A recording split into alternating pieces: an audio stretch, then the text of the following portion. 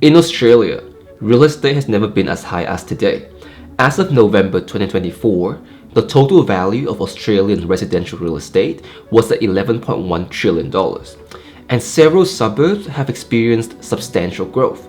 Now, for example, Wagon in Western Australia has seen its home values increasing by 49.3%, while suburbs like Adelaide's Elizabeth South led with a 56.7% increase. Now with that, I assume you must have been feeling that you're missing out on the action, feeling like you're falling behind on everyone, and that's exactly why you clicked on this video. You assume that property investment is a risk-free opportunity and you want to build wealth, and a lot of it, from this video. Well, I'm here to tell you that it is not risk-free and that a lot of people actually lose money from real estate. The reason why you don't hear a lot about it is because losers don't brag about their losses. As a matter of fact, 90% of residential real estate investors have lost money on their investments. Among them, 52% have lost at least $100,000 on a single investment, and 42% has lost at least $200,000. So as you can see, the reality is not really that pretty. So if you're investing because you're feeling like you're missing out, I would recommend not doing it. Since while it might work for you in the short run, if you're lucky, in the long run, it is not a viable investment strategy. Those who chase quick money will end up losing money in the same way, quickly. However, if you're here because you have made proper plans for your investment journeys and you have good risk management for all of your investments, then this video is the key for you to buy good value properties, the ones that meet Warren Buffett criteria. Now, how does that work? Well, I will share with you very soon. That's why in this video, I'll reveal all the steps in the property buying process in Australia. I'll then share with you all the mistakes that 99% of all the people make and how to avoid them. Lastly, I'll disclose the criteria to find the value property investments that maximizes your return and minimizes your risk. Now, let's start with the process of buying a property in Australia. When I started off with my first property, I do remember approaching it the same way I was approaching stock investments. I had a checklist of all the criteria of what to choose for in a good investment, and I was already looking at different properties and shortlisting them. However, there was one issue. I immediately realized that unlike stocks, properties are really expensive. This means I can't just buy them outright like stocks and handpick them. I can't also diversify them like stocks as well. And this means two things.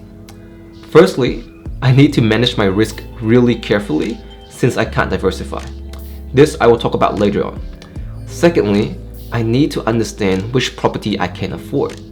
This means I need to understand how much I can borrow, which leads us to the first step, getting a pre-approval. Now, what is a pre-approval? A pre-approval is a document from the lender, in this case, most likely a bank, and it states how much that they are willing to lend. However, you need to understand that this is not legally binding, meaning just because you got a pre-approval doesn't mean the bank will lend you that amount in the end. They need to assess your income and your property of interest before they let you borrow. Therefore, a pre-approval's only purpose is for you to know how much you can borrow. It's pretty much a quick way of getting that information without waiting for the bank to assess your income and property. This will help you understand your budget for a property. Now, with your budget, the amount you will pay for a property will come from two main things: your deposit and your loan. Most likely, the bank will require you to have a 10 to 20% down payment before approving your loan. So you need to make sure you have 10 to 20% of the property value in savings first.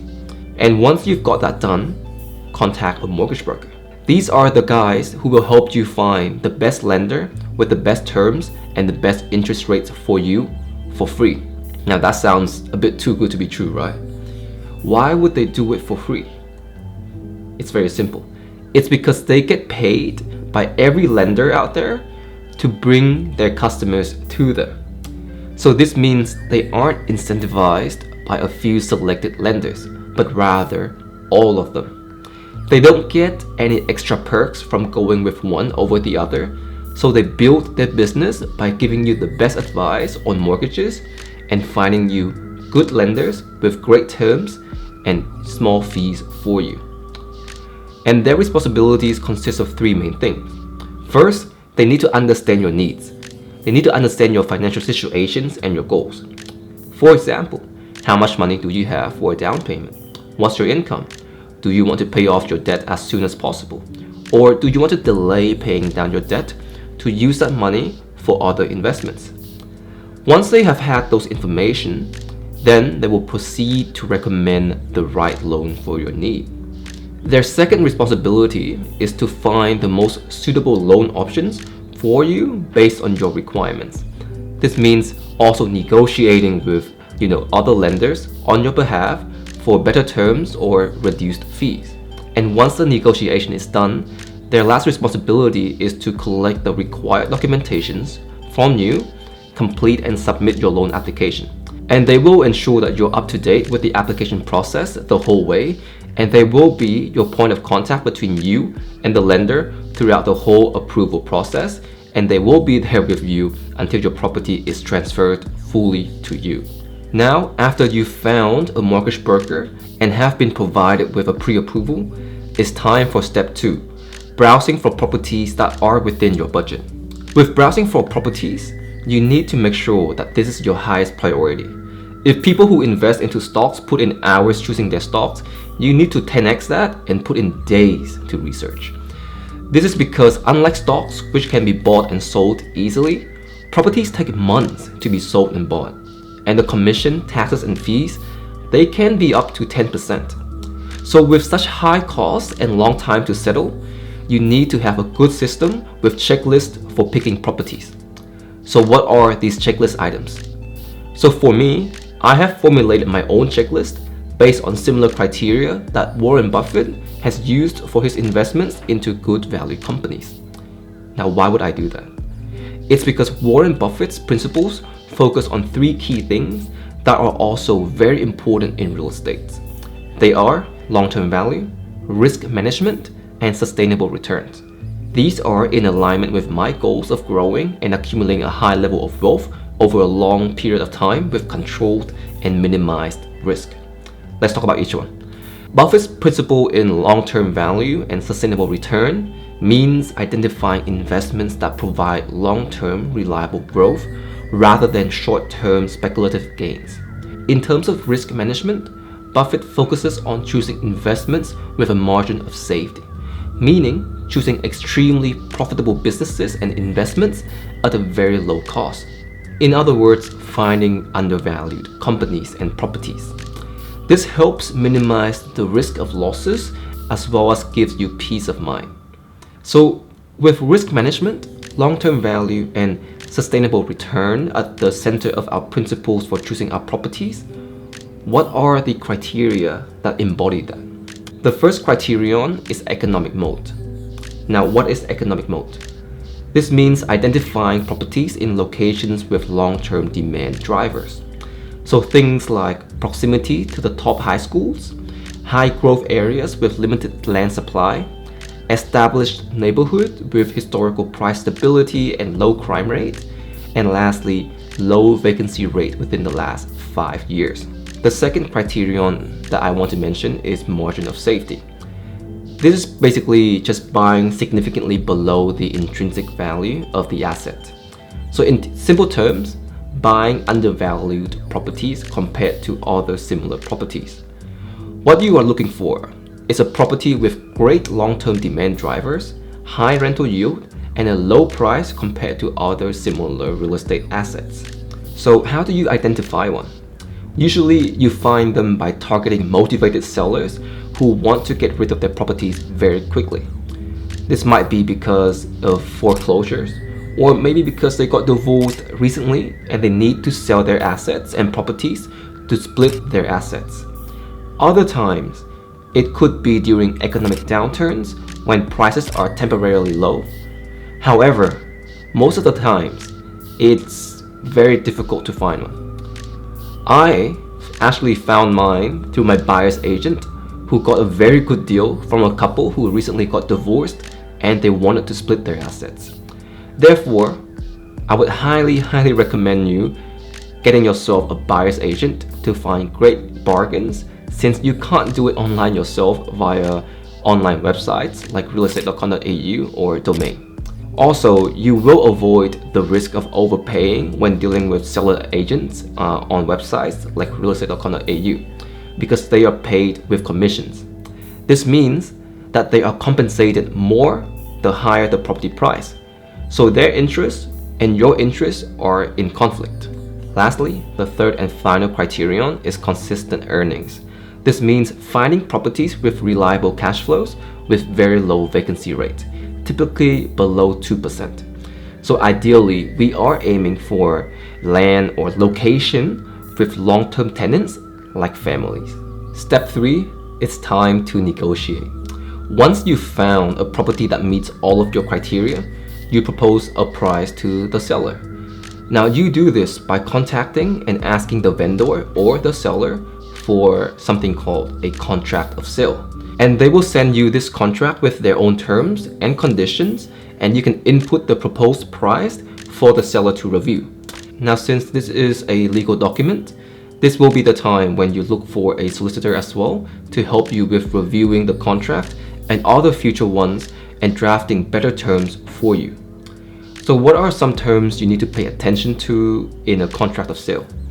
There are quite a few, but I'll focus on 3 main ones for now, being the payment terms, the contingencies, and the settlement date.